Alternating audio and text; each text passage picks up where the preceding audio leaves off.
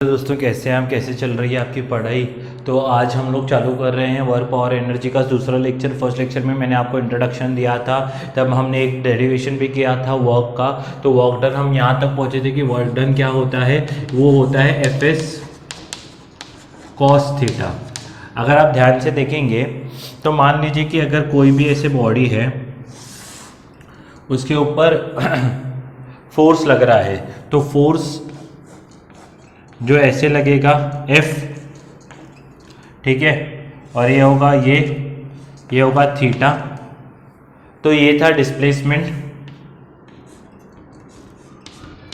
तो सोचो, देखिए फोर्स ऐसे लग रहा है, मीन्स फोर्स ऐसे लग रहा है, डिस्प्लेसमेंट ऐसा टेढ़ा हो रहा है। मैंने आपको बताया था कि जब F इंटू एस करते हैं हम लोग, तो फोर्स और डिस्प्लेसमेंट दोनों एक ही डायरेक्शन में होना चाहिए। तो पहला हमने जो डेरिवेशन किया था उसका ही मैं रिवीजन ले रहा हूँ। तो ये S माना गया है, ठीक है, डिस्प्लेसमेंट पर डिस्प्लेसमेंट ऐसा हुआ है, फोर्स ऐसा लगा है। तो मान लीजिए अगर ये A पॉइंट है, ये B पॉइंट है, ये C पॉइंट है, समझ में आ रहा है?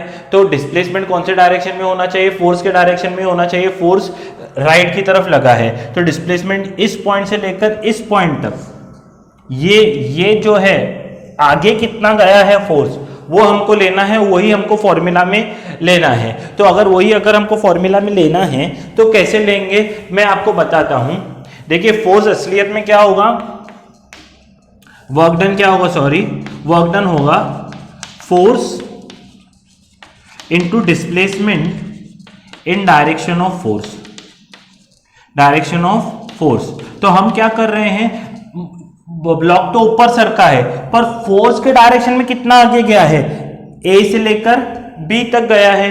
तो एक्चुअली में जो मेरा फोर्स के डायरेक्शन में डिस्प्लेसमेंट है वो ए बी, वो क्या है, ए बी। तो वो फाइंड करने की कोशिश कर रहे हैं। तो cos थीटा क्या होगा, adjacent side A B upon hypotenuse A C. बोलो समझ में आ रहा है? तो ए बी का वैल्यू क्या हो जाएगा, ए बी हो जाएगा ए सी कॉस थीटा, ए बी हो जाएगा ए सी कॉस थीटा। तो ये होगा F into S cos theta. तो आंसर आएगा एफ एस कॉस थीटा। तो ये पहला डेरिवेशन है, बीच का कमेंट्री मैंने लिखा नहीं तो बोर्ड उस पर ही भर जाएगा। मेरे को दोनों डेरिवेशन, इसमें मैंने क्या किया, फोर्स ऐसा लग रहा था, डिस्प्लेसमेंट ऐसे लग रही थी, तो डिस्प्लेसमेंट को फोर्स की तरफ लाया मैंने। आ रही बात समझ में? अभी दूसरा मेथड क्या है कि मैंने डिस्प्लेसमेंट को फोर्स की तरफ लाया। अभी क्या करो, फोर्स को डिस्प्लेसमेंट की तरफ लेके जाओ। कैसे? देखो, एक टेकिंग कंपोनेंट ऑफ डिस्प्लेसमेंट है। अभी मैं क्या कर रहा हूं,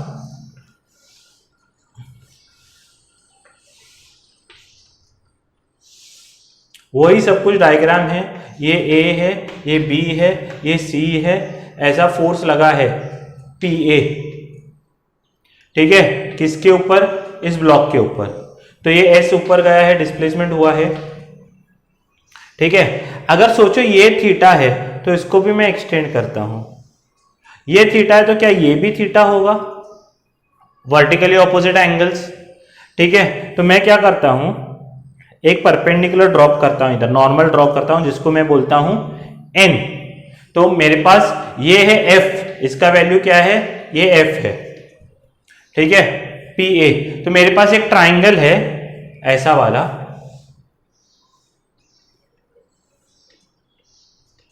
जो है पी एन ए, ये है मेरा एफ, ठीक है, ये है मेरा थीटा, ठीक है।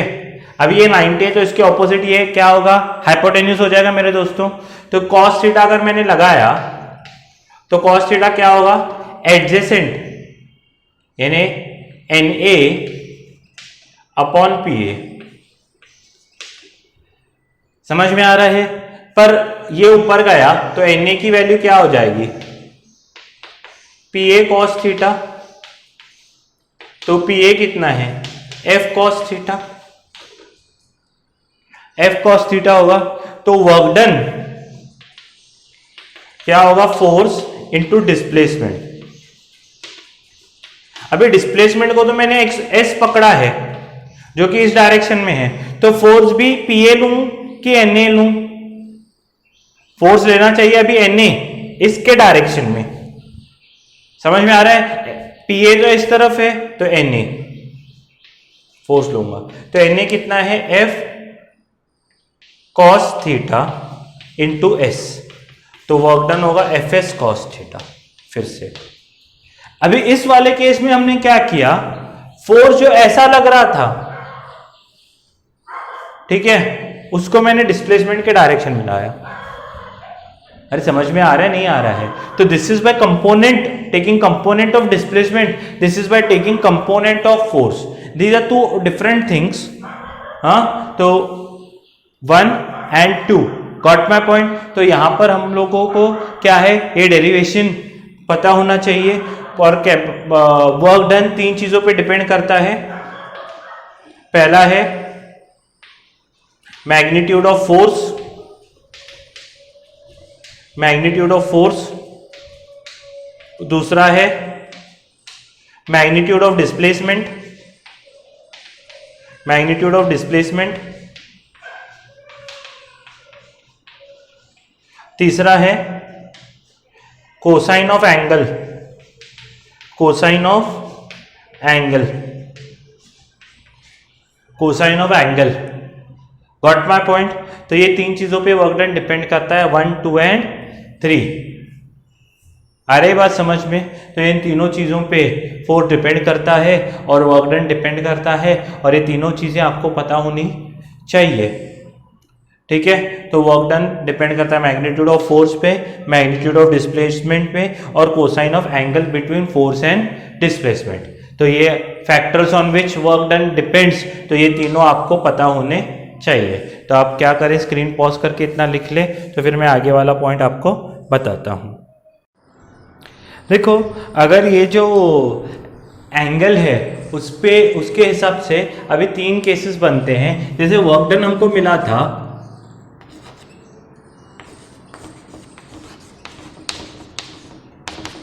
Force into displacement into cos theta, ये मिला था वर्क डन। अब ये थीटा डिपेंड करता है कि फोर्स और डिस्प्लेसमेंट के बीच में एंगल कितना है। जैसे मान लो अगर एक बैग है, उसको नीचे की तरफ फोर्स कितना लग रहा है, mg, वेट लग रहा है, मान लो वो है 10 न्यूटन। तो उसको ऊपर उठाने के लिए कम से कम 10 न्यूटन फोर्स चाहिए होगा, ठीक है? तो मैंने 10 न्यूटन ऊपर की तरफ लगाया, तो ऊपर उठा बैग यहां तक गया, ऊपर उठा बैग यहां तक गया, यानी डिस्प्लेसमेंट यहां से लेकर यहां तक है s, डिस्प्लेसमेंट यहां से लेकर यहां तक है। फोर्स ऊपर लगा जो मैंने लगाया, अप्लाइड फोर्स, और डिस्प्लेसमेंट भी ऊपर हुई। अब फोर्स भी ऐसा लगा, डिस्प्लेसमेंट भी ऐसे हुई, दोनों के बीच में एंगल कितना, 0। तो वर्क डन क्या होगा, F into S into cos of 0, और कॉस ऑफ 0 क्या होता है, 1। तो फोर्स जो लगेगा वो mg लग रहा है, डिस्प्लेसमेंट s यानी हाइट हो गई, तो वर्क डन कितना होता है, mgh। यही है work done against gravity, mgh। समझ में आ रहा है? तो ये पहला केस है व्हेन थीटा इज 0। इसको कई बार पॉजिटिव वर्क भी बोला जाता है, पॉजिटिव वर्क। पॉजिटिव वर्क यानी क्या, जिस डायरेक्शन में मैंने फोर्स लगाया है उसी डायरेक्शन में डिस्प्लेसमेंट हो रहा है, तो उसको पॉजिटिव वर्क भी कहा जाता है मेरे दोस्तों। F S cos theta, theta is 0, when theta is 0 it is positive work, got my point? तो वर्क डन को ऐसा भी बोला जाता है। नेक्स्ट है व्हेन थीटा इज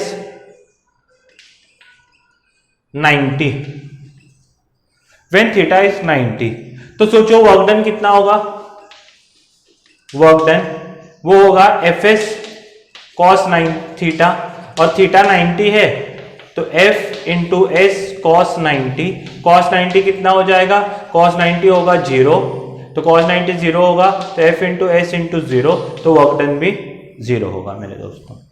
जैसे मान लीजिए एक कूली है,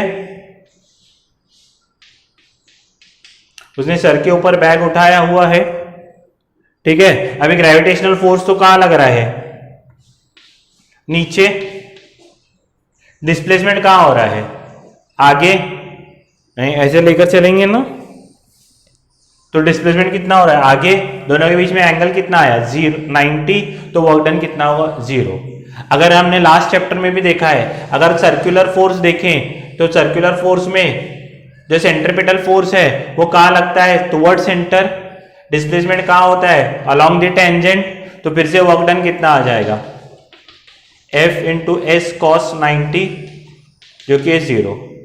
तो वर्क डन 0 कब कब होता है, फिर से आता है एक 2 मार्क के लिए question, factors when work done is 0। Work done is 0 in 2 cases. First, when there is no displacement,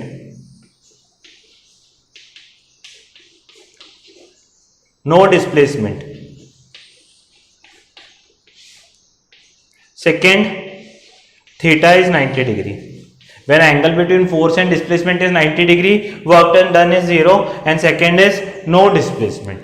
अगर डिस्प्लेसमेंट ना हो तो भी वर्क डन क्या हो जाता है, 0 होता है। अभी देखो मैंने आपको ग्रेविटी के अगेंस्ट 2 पॉइंट्स बताए हैं। एक जो है वर्क डन, ये जो पॉजिटिव है ये F के कारण है। हम लोग क्या लगा रहे हैं, फोर्स ऊपर लगा रहे हैं। अगर F के हिसाब से देखा जाए तो ये वर्क डन पॉजिटिव है। सोचो अगर मैंने, ये भी तो एक फोर्स है mg जो नीचे की तरफ लग रहा है, ठीक है। हम अगर mg के हिसाब से देखें तो mg तो नीचे लग रहा है, डिस्प्लेसमेंट कहां हो रहा है, ऊपर, ठीक है।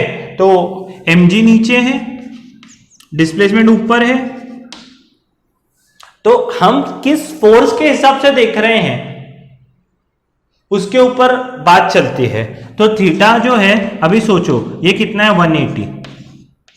तो वर्क डन कितना होगा, F इंटू एस कॉस 180, और कॉस 180 कितना होता है, -1, तो -Fs होगा।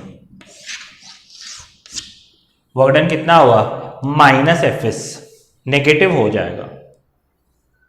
तो किस फोर्स के हिसाब से हम देखते हैं उसके, मान लो गाड़ी आगे चल रही है, डिस्प्लेसमेंट आगे, ब्रेक पीछे लगा, तो ब्रेक का फोर्स पीछे लगा, बॉडी डिस्प्लेसमेंट आगे कर रही है, तो दोनों के बीच में एंगल कितना हुआ, 180। तो again it is a negative work, cos 180 is -1।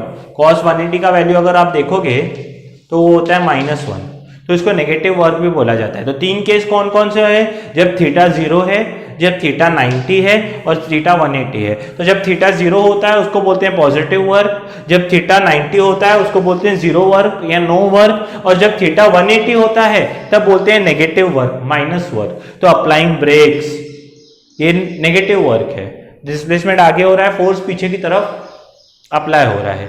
Got my point. तो ये सभी चीजें आपको पता होनी चाहिए। 3 केस होते हैं वर्क के, जब when theta is 90, when theta is 0, when theta is 180। समझ में आ रहा है? अच्छा, उसके बाद नेक्स्ट है, देखिए पावर क्या होता है। Power it is a rate at which work is done. तो पावर क्या होता है, वर्क डन अपॉन टाइम। देखिए काम तो किया गया पर कितना फास्ट किया गया वो भी तो इम्पोर्टेंट है। मान लो एक बकेट ऑफ पानी ऊपर तक लेके आना है, तो बकेट ऑफ वाटर ऊपर तक लेके आना है, तो एक मैं बूढ़ा आदमी को रखूं कि ऊपर तक पानी लेके आए, कि जो हट्टा कट्टा तुम्हारे जैसे जवान बच्चे को ऊपर रखूं, और छोटे बच्चे को तो डेफिनेटली जवान बच्चा वो जल्दी लेके आएगा पानी ऊपर। तो काम तो तीनों ने सेम किया, ऊपर पानी लेके आने का। तो पावर क्या है, जो सबसे तेज काम करेगा उसका बोलेंगे अच्छे ये तो शक्तिशाली आदमी है। मान लो यहाँ से सोलापुर से कोल्हापुर गए, मैं एक बैलगाड़ी पे जाऊँ, एक कार में जाऊँ, और एक यानी स्पोर्ट्स बाइक पे जाऊँ, तो स्पोर्ट्स बाइक में तो एक मान लीजिए 2 घंटे में पहुँच जाएंगे। क्यों? उसके इंजन उतना पावरफुल है, वो उतना काम उतने टाइम में करवा सकता है। तो पावर क्या होता है कि वर्क डन अपॉन टाइम। समझ में आ रहा है? उस दिन भी हमने एग्जांपल दिया ग्लूकोज का, आपको पता होगा। तो काम किया गया है पर कितने टाइम में किया गया वो इंपॉर्टेंट है। मैंने बोला ये बुक आप पढ़ो, ये काम है 10th स्टैंडर्ड का कि आप फिजिक्स का बुक पूरा पढ़ोगे तो आपको आउट ऑफ आउट मिलेगा।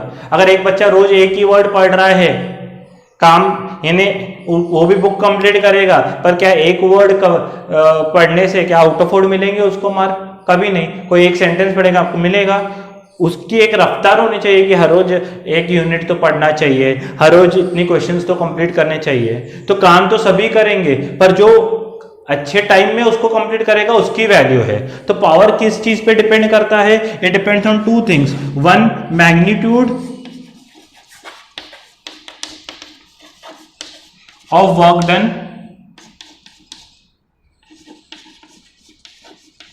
second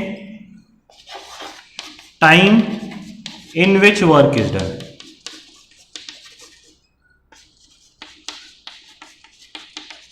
इन दोनों चीजों पे डिपेंड करता है पावर। पावर इन दोनों चीजों पे डिपेंड करता है। आ रही बात समझ में? तो time in which work is done, magnitude of work done, इस पे पावर की वैल्यू डिपेंड करती है। Got my point? अच्छा, डिस्टिंग्विश बिटवीन करेंगे वर्क और पावर के बीच में, बहुत ही इंपॉर्टेंट डिस्टिंग्विश है। तो वर्क यानी क्या? Work is a product of force and displacement, आपको पता है। Power is the rate at which work is done. Work does not depend on time, power depends on time. SI unit of work is joule, अभी units भी depend हम ये करेंगे। SI unit of work is joule, SI unit of power is watt. समझ में आ रहा है? तो ये डिस्टिंग्विश है, बहुत ही इंपॉर्टेंट है। पहला पॉइंट क्या बोला? Work is the product of force and displacement, isn't it? Power is the rate at which work is done. Work does not depend on time, power depends on time. SI unit joule, SI unit watt. Work can be negative, power cannot be negative. ठीक है, समझ रहे हो? तो ये है पर points.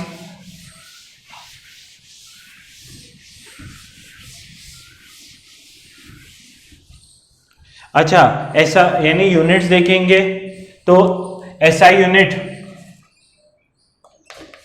Work का क्या होता है? जूल।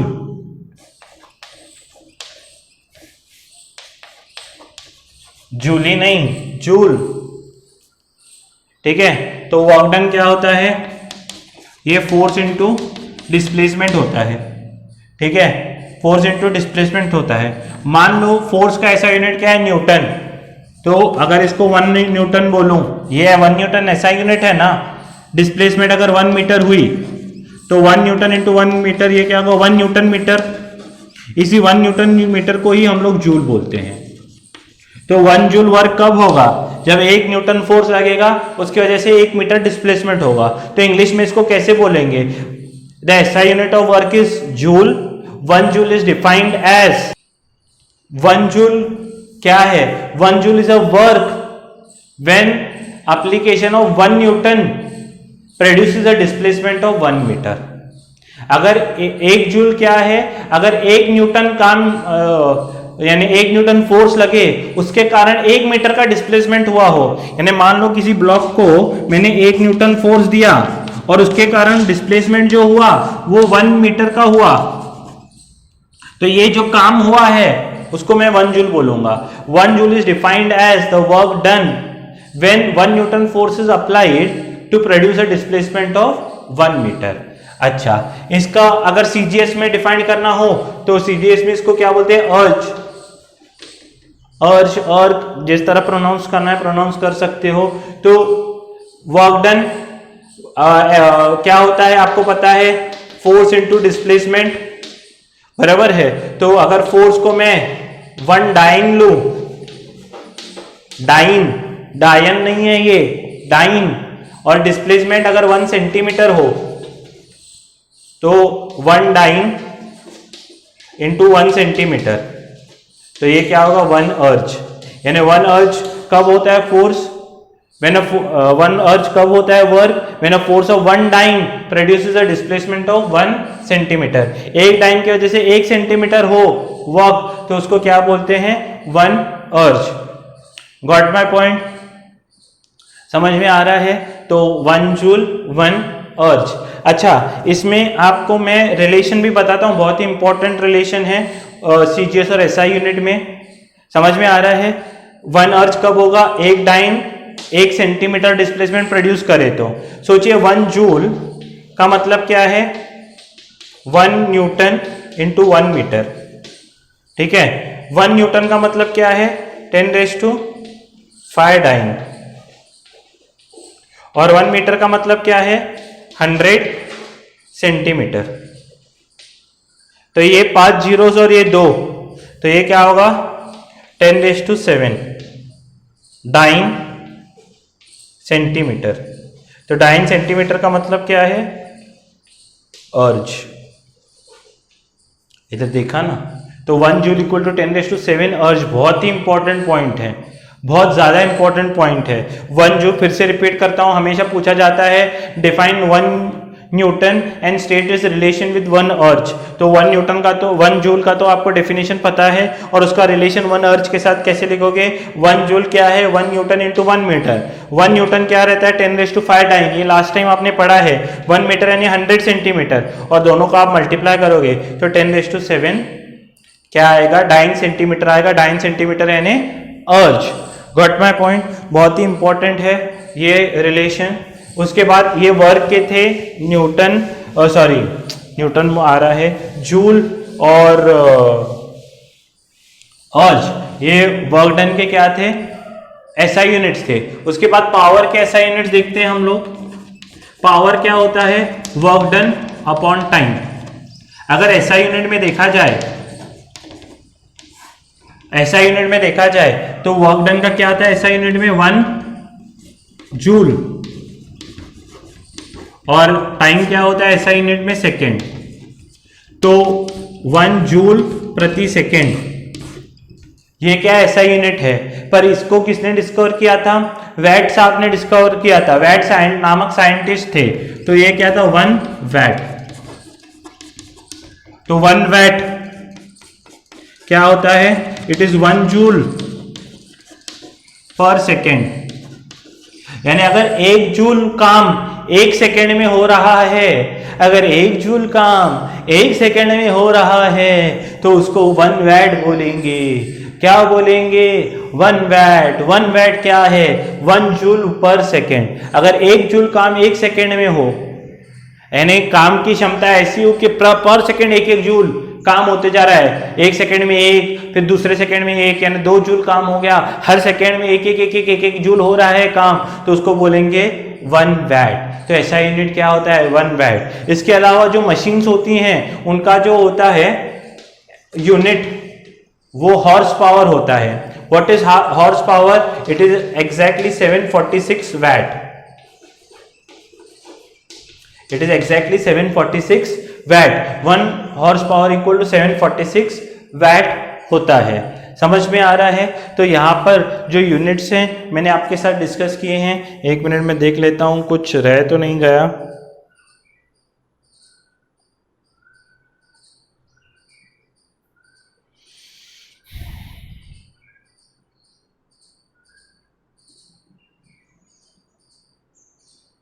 देखो फिर से है इस यूनिट में energy.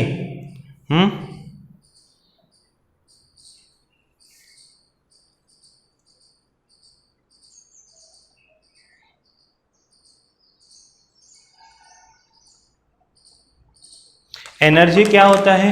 Energy it is a capacity to do work. देखो जितनी एनर्जी होगी उतना ही काम होगा, कार्य होगा। जब एनर्जी स्टोर्ड, यानी जो काम स्टोर्ड फॉर्म में होता है उसको एनर्जी बोलते हैं। Energy it's a capacity to do work. क्षमता, कैपेसिटी टू डू वर्क। ठीक है, मान लो एक बैटरी है, उसके अंदर केमिकल एनर्जी भरी हुई है, वही क्या होगा? आगे चल के वर्क डन कराएगी। तो वो जो वर्क जो स्टोर्ड फॉर्म में होता है उसको बोलते हैं एनर्जी। तो it is a capacity to do work, isn't it? Means जब वर्क स्टोर्ड फॉर्म में होगा उसको बोलेंगे। जैसे मैंने एक बो को पीछे खींचा, तो मैंने क्या किया? फोर्स लगाया है पीछे की तरफ। फोर्स पीछे की तरफ लगाया तो क्या हो गया, वो जो बो है पीछे आ गया, डिस्प्लेसमेंट हुआ यानी वर्क डन हुआ, तो वो एनर्जी के फॉर्म में स्टोर हो गया, किसके, पीछे वाले बैंड के। जैसे ही छोड़ूंगा वो एनर्जी फिर से कार्य करने लगेगा। समझ में आ रहा है? तो डिटेल चर्चा बाद में करेंगे हम लोग, जैसे एनर्जी में अंदर जाएंगे। पर energy is nothing but capacity to do work. जितनी ज्यादा सुबह उठते समय आपके पास बहुत सारी एनर्जी होती है तो आप बहुत सारा काम कर सकते हो, शाम होते होते एनर्जी खत्म हो जाती है तो काम नहीं कर सकते। तो it is energy is capacity to do work. अच्छा, इसमें और एक पॉइंट जो है energy is capacity to do work में ध्यान से समझना कि जो यूनिट्स हैं, एनर्जी वर्क की तो है, स्टोर्ड फॉर्म में मैंने बताया, इसलिए units of energy and work are same. Units of energy and work are same because energy is nothing but stored form of work. अच्छा, इसको एनर्जी को अलग अलग तरीके से और डिफाइन कर सकते हैं। देखो यहां पर क्या होता है, पावर क्या है, पावर क्या है, वर्क डन अपॉन टाइम। तो work power equal to work done upon time होता है। समझ में आ रहा है? तो वर्क डन को मैं क्या लिख सकता हूं, वर्क और एनर्जी तो सेम ही है, तो वर्क डन को क्या लिख सकता हूं मैं, एनर्जी अपॉन टाइम। तो एनर्जी क्या होगी, ये टाइम ऊपर का है तो मल्टीप्लाई होगी, एनर्जी को और एक तरीके से लिख सकते हैं पावर इनटू टाइम। अच्छा, पावर को कैसे मेजर करते हैं, वैट में, अभी अभी मैंने बताया है वैट में, और टाइम को किस में मेजर करते हैं, सेकेंड में। तो एनर्जी के तो वर्क के तो यूनिट्स हैं ही, एनर्जी और वर्क के तो यूनिट्स हैं ही। एनर्जी को मेजर करना होगा एसआई यूनिट में तो जूल में मेजर करेंगे या अर्ज में मेजर करेंगे, वो तो है ही भाई साहब। पर और एक यूनिट क्या होगा, वैट सेकेंड। वैट सेकेंड का मतलब क्या है, energy is 1 watt second when 1 watt of power is applied per second. अगर 1 वैट पावर 1 सेकेंड में यूज हो रहा है, हाँ मैं देखता हूं और कोई यूनिट्स है क्या, 1 वैट सेकेंड। अच्छा सोचिए, वैट सेकेंड तो बहुत छोटा हो जाएगा, एक सेकेंड बहुत छोटा यूनिट है, ये काफी आप सोचोगे तो आपकी जो ट्यूबलाइट है वो 40 वैट की होती है, सोच के देखो। तो 40 वैट और ट्यूबलाइट कितने घंटों के लिए चालू होती है, मान लो शाम के तो 6-7 घंटे चालू ही रहेगी, तो कितनी सारी एनर्जी यूज होगी सोचिए। तो इससे बड़ा यूनिट लिया जाता है।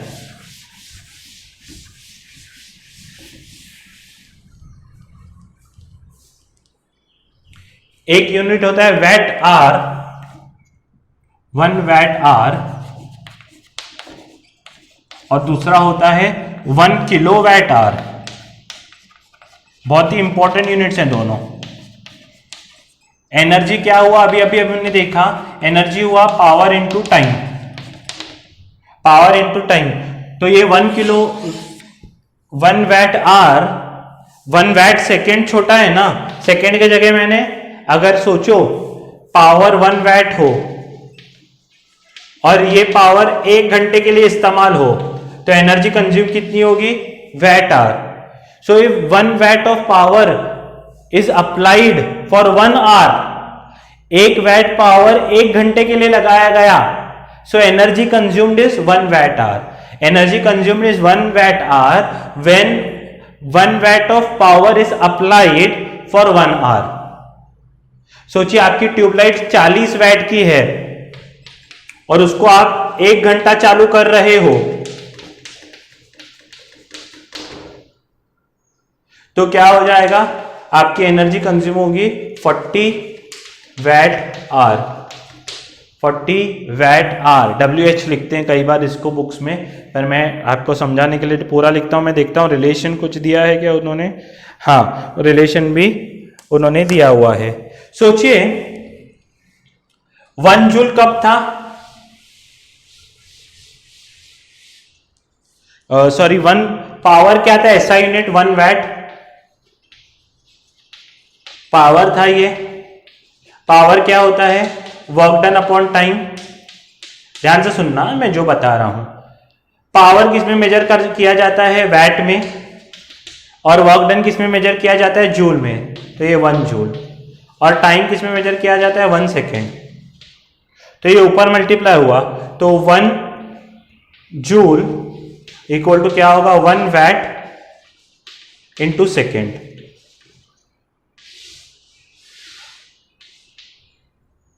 वन वैट इंटू 1 सेकेंड, या 1 वैट को क्या लिख सकता हूं, 1 जूल अपॉन 1 सेकेंड।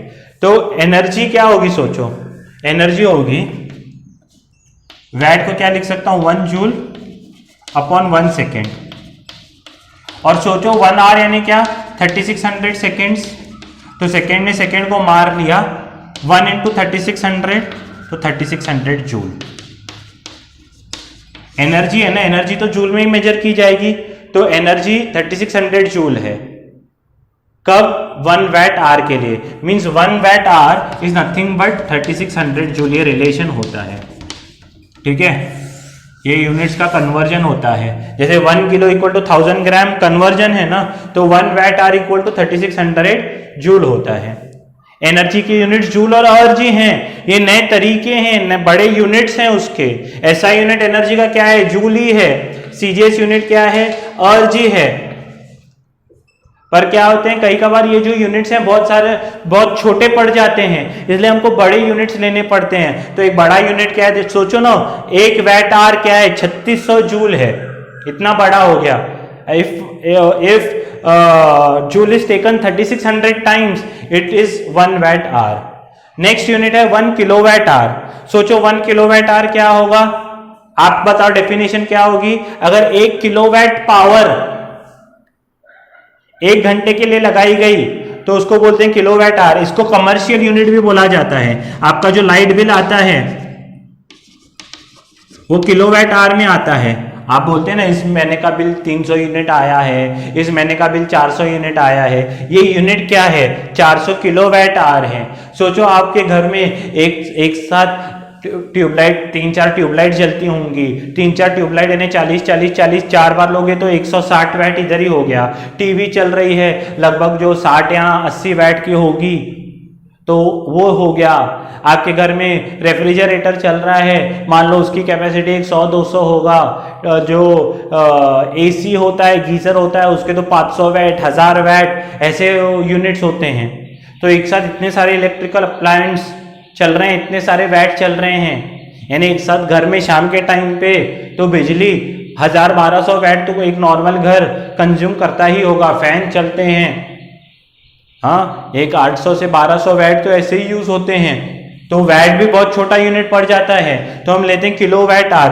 किलोवाट क्या होता है, अगर 1 किलोवाट यानी पता है ना 1000 वैट 1 घंटे के लिए लगाया जाए तो एनर्जी कंज्यूम होगी 1 किलोवाट आवर। सोचो उसको फिर से ऐसा यूनिट जूल में कन्वर्ट करने की कोशिश करते हैं। 1 किलोवाट यानी 1000 वैट और 1 आवर यानी 3600 सेकेंड। सोचो 1000 वैट के जगह में क्या लगा सकता हूं, joule upon second into 3600 second. Second ने सेकेंड को मार दिया तो ये होगा 3600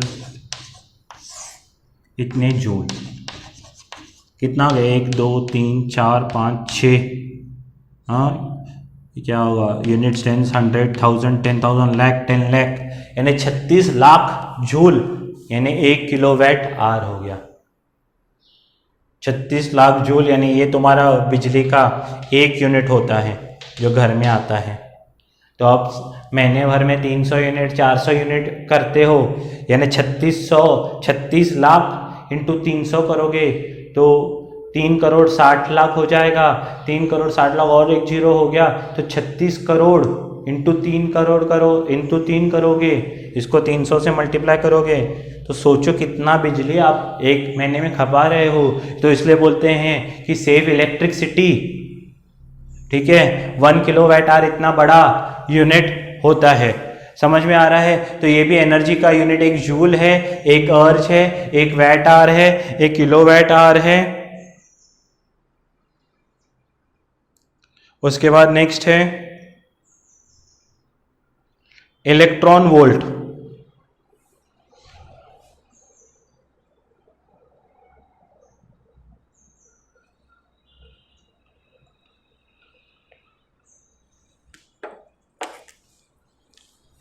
देखो आपने लास्ट ईयर इलेक्ट्रिसिटी पढ़ा है, लास्ट ईयर इलेक्ट्रिसिटी पढ़ा है। मान लीजिए मैं ये ज़्यादा इलेक्ट्रिक करंट में बात करने को, तब भी 1 इलेक्ट्रॉन वोल्ट आता है। मान लो 2 पॉइंट्स है ए और बी, इन दोनों पॉइंट्स में जो पोटेंशियल डिफरेंस है वो 1 वोल्ट का है। कितने का है? 1 वोल्ट का। अगर मैं यहाँ से एक इलेक्ट्रॉन छोड़ूंगा तो पोटेंशियल डिफरेंस के कारण वो भागेगा आगे। अभी आपको ये सब चीज़ें नहीं पता है, पर मैं बता रहा हूँ कि पोटेंशियल डिफरेंस होता है, पोटेंशियल डिफरेंस के कारण ही इलेक्ट्रॉन भागता है। तो इलेक्ट्रॉन भागा तो कितनी एनर्जी डेवलप होती है? What is work done? It is actually what is potential difference? It is actually work done upon charge, या एनर्जी अपॉन चार्ज। समझ में आ रहा है? तो पोटेंशियल डिफरेंस कितना लिया है मैंने? 1 वोल्ट।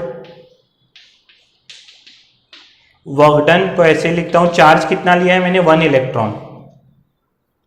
तो वर्क डन का और एक यूनिट क्या होता है? वर्क डन या एनर्जी का 1 इलेक्ट्रॉन वोल्ट। क्या होता है? 1 इलेक्ट्रॉन वोल्ट। अच्छा सोचो, 1 इलेक्ट्रॉन वोल्ट यानी 1 इलेक्ट्रॉन यानी कितना चार्ज? 1.6 into 10⁻⁻19 coulomb. ये इलेक्ट्रॉन का चार्ज होता है ना, ठीक है, इंटू 1 वोल्ट। ये ज्यादा आपको इलेक्ट्रिसिटी जब समझाऊंगा तब समझ में आएगा। तो कूलम इंटू वोल्ट जूल हो जाता है फिर से। तो 1.6 इंटू 10⁻⁻19 जूल। तो 1 इलेक्ट्रॉन वोल्ट तब एनर्जी जनरेट होती है जब एक इलेक्ट्रॉन 1 वोल्ट पोटेंशियल डिफरेंस में दौड़ता है। When an electron moves through a potential difference of 1 volt is accelerated through a potential difference of 1 volt, 1 electron volt energy is developed.